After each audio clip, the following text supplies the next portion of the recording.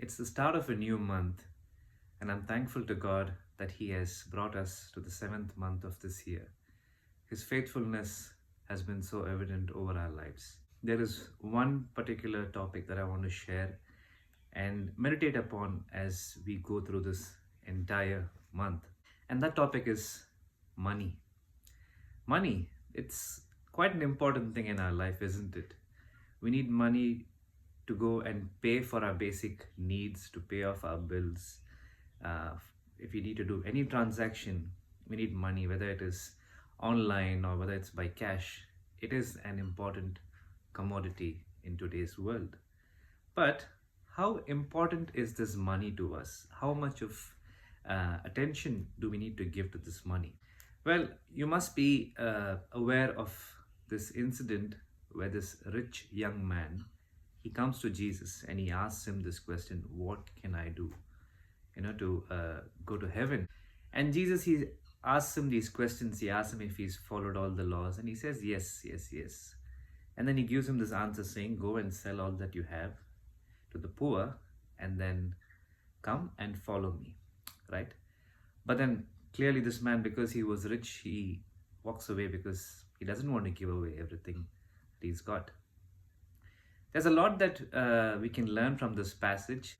First of all, for the rich young man, it wasn't hard to follow the laws, because as long as the laws did not interfere with things that were personal to him, in this situation, his money, it was easy for him to follow. He was like, yes, I do this, I do that. And then when Jesus Christ puts him to test, when he tests and see if this guy is really willing to follow me and to get to heaven, let's see if he's going to do this, if he can act on this. And clearly he fails the test, right? So the problem here wasn't just a problem that he had with money. Yes, he did have love for money, but the problem here was his love for money superseded his love for God, his love for his Savior. And we see in the book of 1 Timothy chapter 6 verse 10, it says, for the love of money is the root of all kinds of evil, for which some have strayed from the faith in their greediness and pierced themselves through with many sorrows. Today, if you see, my friend, a lot of Christian families have separated, have split only because of this issue of money. As I mentioned earlier at the start of the video, money is important for us. It is a necessity, yes, but do we put it over everything? Do we put it above our love for God? Today, if God asks us the same question that he asked this rich young ruler, are we willing to go and sell all that we have? Yesterday, I had this privilege to meet a man who used to be a minister, who used to serve God. And for 20 years, he was obedient to the call of God when God said to not depend on any source and to completely volunteer for his kingdom. This man had 8 children, and he testified yesterday saying that God met all our needs. My children are doing well today. I didn't get into the details of that, but what I do know is that God knows what we need even before we ask or think.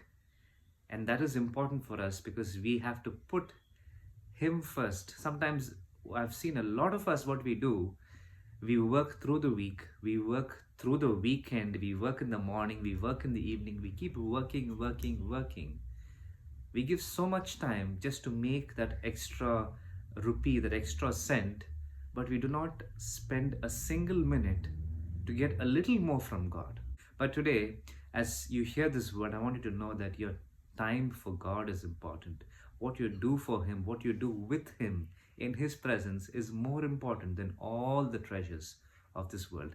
Jesus also says in Matthew that do not lay up for yourself treasures in this world where the moth comes and eat, where the rust destroys, where the thief comes and steal, but lay up for yourself treasures in heaven.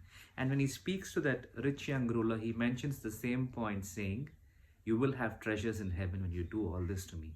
And he says, come and follow me.